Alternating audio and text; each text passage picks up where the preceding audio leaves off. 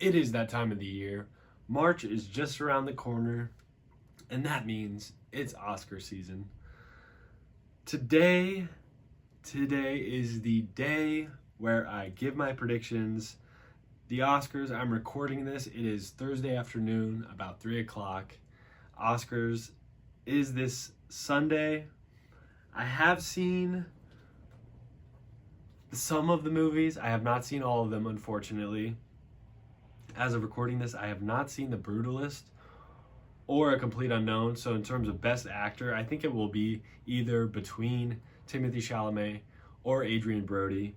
So I think either of them will win, but I have not seen them, so I can't give my input on that, unfortunately. But I will be able to give my predictions for Best Picture, Best Director, Best Actress, Best Makeup, as well as listing my top 12 favorite movies of 2024. So, with that being said, let's get into it. We're starting out with Best Picture, mine as well. Now, this race has been highly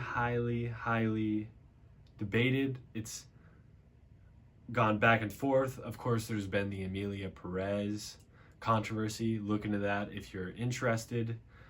It was a couple weeks ago that things kind of took a turn for the weird in terms of that situation. But kind of all along, I've seen a frontrunner that I just think is just a movie. It is an Academy Award-winning movie in my eyes. It is just first act, second act, third act to perfection. You knew it from the second you started this video. It is Anora. I think Mikey Madison, this is a star-making performance for her. We've seen her light up the screen in Once Upon a Time in Hollywood and set fire to the Scream franchise. Scream 5 she was in. A really fiery performance to cap off that movie. If you know, you know. And with that being said, I think Sean Baker will also take home Best Director. I could see it going to Brody Corbet for Brutalist, if I'm pronouncing that correctly, but I think it could be either one of those.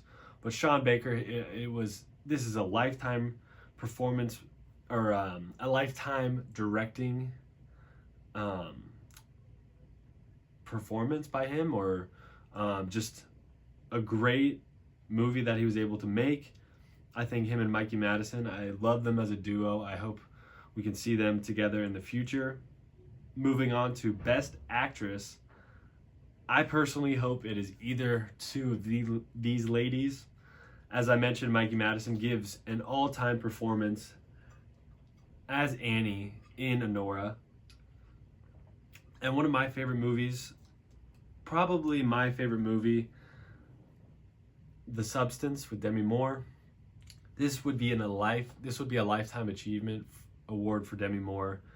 But I think it's Mikey Madison's time. I think she's a star. I think she deserves it. She completely carries the movie. I think the makeup, as we'll get to in The Substance, and the sound design and the balance between Demi Moore and Margot Qualley's character, I think that in totality is kind of what makes The Substance great. Although Demi Moore gives an unbelievable performance, I think this one will go to Mikey Madison. As I mentioned, Best Makeup, I think will go to The Substance. I think The Substance, my favorite horror movie in 2024. Seeing the trailer for it, I knew it was going to be different. The stylized aspect of Coralie Fargeau's movie, it's just, I've seen Revenge, her directorial debut. I could be wrong, but Revenge was great. I'm so glad she was able to make The Substance. The way she was able to comment on Hollywood and the way women view themselves as they age, it's just an unbelievable achievement by her. And for a horror movie to be nominated by the Academy for Best Picture, it's a great achievement. We don't see horror really nominated at all. Obviously, Get Out was able to secure Best Original Screenplay. But in terms of Best Picture, it just doesn't happen. Obviously, Silence of the Lambs was able to win in the 90s, but we just don't see it happen a lot. And I'm excited for these Oscars. I'm thinking Anora, The Brutalist, are going to win a pretty good amount of awards. I would like to see Timothée Chalamet win for Best Actor, although Adrian Brody might be able to take it just based off of a complete performance in The Brutalist. In terms of my favorite movies of 2024, as I mentioned, my top two, Substance, Anora, and then Rebel Ridge, one of my favorite thrillers on Netflix that came out. Hitman, my guy Glenn Powell was able to knock out two great performances in Hitman and Twisters. Challengers, a great love triangle by Luca Guadagnino. Baby Girl, an unbelievable theater experience. I went with my girlfriend, and the way that movie starts out, and Helena Rayan, I think is the director's name, and she really went for it. Nicole Kidman, she really goes for it. It's an unbelievable theater experience, and I can't wait for it to come out on streaming, because a rewatch of that movie will be very fun. Kinds of Kindness, a Yorgos Lanthimos project. I liked it. I definitely liked some of the segments more than others. It's kind of an anthology movie. Trap, we got another Shyamalan thriller. I think it worked for me in terms of more of a comedic movie than a thriller. I wasn't really scared at all, or wasn't really too intrigued in the sort of mystery aspect. But I thought it was really funny on a rewatch. I think the way M. Night's able to balance Josh Hartnett's character, and it was one of my favorites. It was a good time. It's What's Inside, one of the better mystery horror thrillers on Netflix to come out this year. And then lastly, We Live in Time, a great movie with two leads that stole the show in Florence Pugh and Andrew Garfield. A really, really intimate movie. The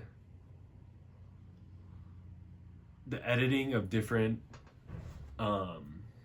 places in time, I think balancing that between later in the relationship and earlier on, it's one of the better movies I saw in 2024 in terms of it felt just intimate. It didn't feel too big in scope. It was just a singular story about two people meeting and the trials and tribulations that come along with one of them getting a diagnosis. And yeah, that is my predictions for the 2025 Oscar season. I cannot wait for 2025 in general in terms of movies. There's so many coming out.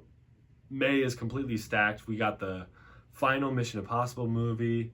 Superman's coming out. We got a bunch of other ones. A Paul Thomas Anderson movie I think is coming out. The slate is completely full. I can't wait for it. Enjoy the weekend. If you're going to be on spring break, enjoy spring break. If you're traveling overseas, I hope you have a fun time overseas. Have fun. Get some sun. Try new foods. And until next time, this has been the Justin Rombough Podcast. Thanks for listening. Thanks for watching.